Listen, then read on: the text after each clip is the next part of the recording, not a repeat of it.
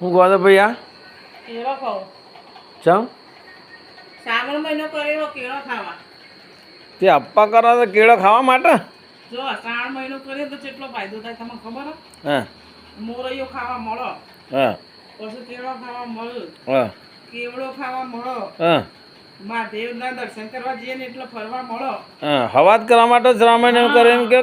તમે કરતા હતા એટલે હું એ ચાલુ કરી દીધું કે તને હું લે બે હા અમે ચો વાત કરીએ અમે તો જો ફરાળ માપનું કરીએ આ તમે તો મારા ડઝન કેળો લઈને બેઠો છો ને ભાઈ કેળો ખાવાનો પછી રોજ 20 રૂપિયાનો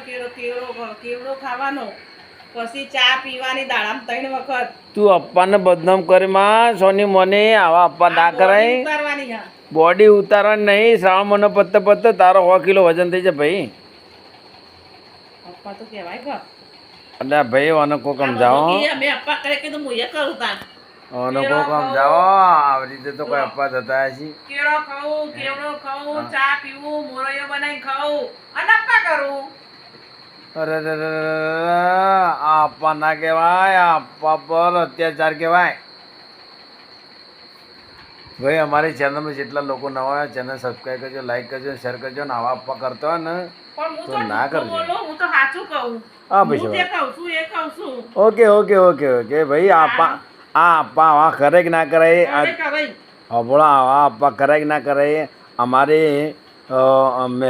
શું કહેવાય